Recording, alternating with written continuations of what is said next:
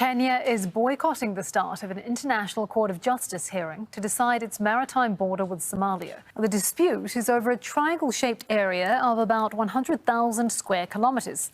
There's been growing tensions, and so far, diplomatic talks have failed to resolve the issue. Kenya has also informed the court that influential third-party commercial interests are fueling the case that threatens to destabilize the peace and security of an already fragile region. Kenya insisting its...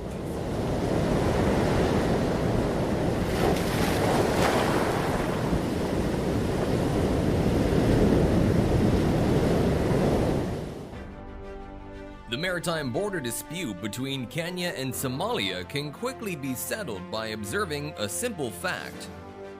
All of Africa's maritime borders on the Indian Ocean follow lines of latitude. That is, the South Africa-Mozambique maritime border, Tanzania-Mozambique maritime border, and the Kenya-Tanzania maritime border. Until 2018, the Kenya-Somalia maritime border was internationally recognized to also follow the line of latitude along the Indian Ocean. This was a fact that Somalia recognized for a documented 35 years beginning in 1979. So what changed? Between 2012 and 2014, Kenya conducted extensive mineral exploration of her territorial waters in the continental shelf 200 nautical miles off her coast. Somalia was aware of the process and monitored closely to make sure Kenya did not stray into their side of the continental shelf. Nothing much was expected of this exploration, so Somalia did not dispute Kenya conducting the research. In any case, Somalia was much more protectionist of her deep water fishing zones further north of the maritime border. But the exploration revealed significant oil and natural gas deposits below the continental shelf, and when Kenya announced plans to begin mining, a number of third parties, namely corporations and big oil from Europe, got interested.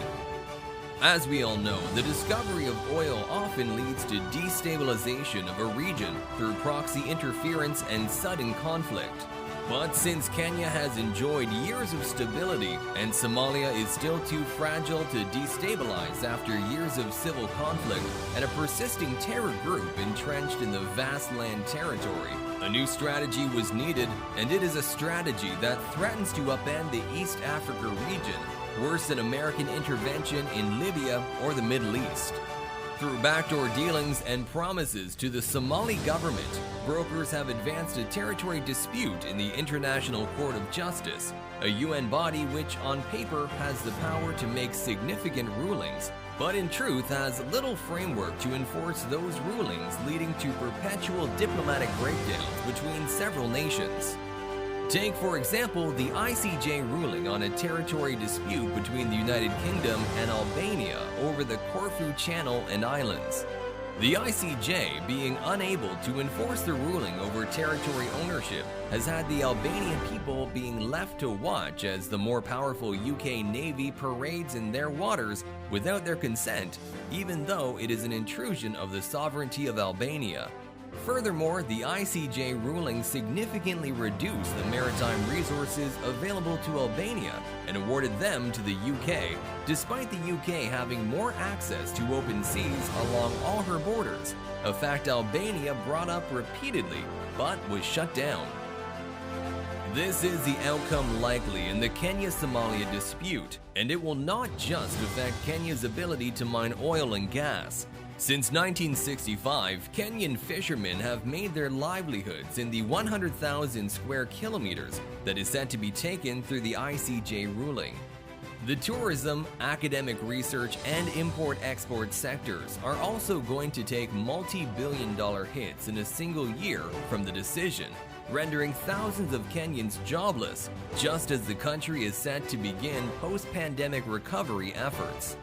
Despite Somalia owning over 3,000 kilometers of shoreline and the largest maritime territory in all Africa, the interests of faceless corporations in Europe have advanced a territorial grab that will negatively impact another country, Kenya, which has the smallest maritime territory on the Indian Ocean, and likely spark the next chapter of inter-African unrest that will last a generation. The simple fact is that the Kenya-Somalia maritime border has been recognized for many decades, but greed by the Somali government and big oil in Europe has created a fiction that will likely be upheld by a court unable to enforce a disastrous ruling.